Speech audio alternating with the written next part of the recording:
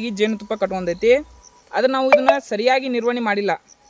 ಇದನ್ನೇನು ಮಾಡ್ಬೇಕಿತ್ತು ಅಂದ್ರೆ ನಾವು ಸ್ವಲ್ಪ ಏರಿಗಳನ್ನು ಡಿಸ್ಟೆನ್ಸ್ ಇಟ್ಟು ಕೊಟ್ಟಿದ್ವಿ ಅಂದರೆ ಈ ಥರನಾಗಿ ಏರಿಗಳು ಕಟ್ಕೊತಿದ್ದಿಲ್ಲ, ಒಂದೊಂದು ಏರಿಗಳು ಕಟ್ಕೊತಿದ್ದು. ಹಾಗಾಗಿ ನಾವು ಇವತ್ತು ಈ ಎಲ್ಲ ಏರಿಗಳನ್ನು ಏನು ಮಾಡಾಕ್ತೀವಿ, ಕ್ಯಾನ್ಸಲ್ ಮಾಡಾಕ್ತೀವಿ. ಅಂದರೆ ಅಷ್ಟು ಏರಿಗಳನ್ನ ತೆಗೆದು ನಾವು ಹೊಸ ಏರಿಗಳನ್ನು ಈಗ ಆಲ್ರೆಡಿ ಆ ಜೇನು ಪೆಟ್ಟಿಗೆಗೆ ಕೊಟ್ಟಿದ್ದೀವಿ.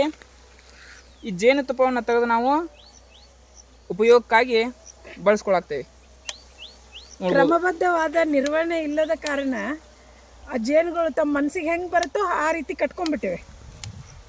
ನೋಡ್ಬೋದು, ನಿರ್ವಹಣೆ ಕ್ರಮ ತಪ್ಪಂದ್ರೆ ಈ ರೀತಿ ಆಗೋ ಚಾನ್ಸಸ್ ಭಾಳ ಇರುತ್ತೆ.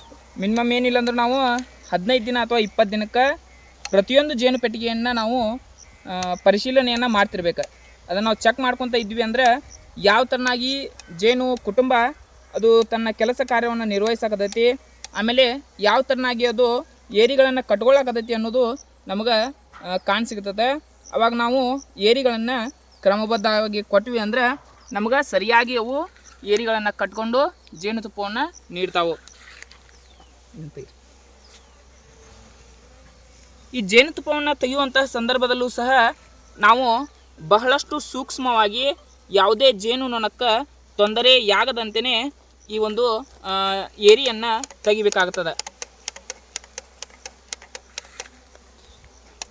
ಯಾವುದೇ ಒಂದು ಜೇನುನೊಣನೂ ಸಹ ನಮ್ಮ ಮನುಷ್ಯರಿಗೆ ಕಚ್ಚಿತಪ್ಪ ಅಂದ್ರೆ ಅದು ತನ್ನ ಹಿಂಭಾಗದ ಒಂದು ಅರ್ಧ ಭಾಗವನ್ನು ನಮ್ಮ ಮನುಷ್ಯನ ಚರ್ಮದಲ್ಲಿ ಬಿಟ್ಟು ಹೋಗಿರ್ತದೆ. ಹೀಗಾಗಿ ಅದು ಏನಾಗುತ್ತೆ ಅಂದ್ರೆ ಜೇನುನೊಣ ಒಂದು 2-3 ನಿಮಿಷದೊಳಗೆ ಸತ್ತು ಬಿಡ್ತದೆ. ಹಾಗಾಗಿ ನಾವು ಜೇನುನೊಣಗಳಿಗೆ ತೊಂದರೆ ನೀಡದಂತೆ ಸರಿಯಾಗಿ ಈ ಒಂದು ಜೇನು ಪೆಟ್ಟಿಗೆಯ ನಿರ್ವಹಣೆಯನ್ನು ಮಾಡಬೇಕಾಗ್ತದೆ.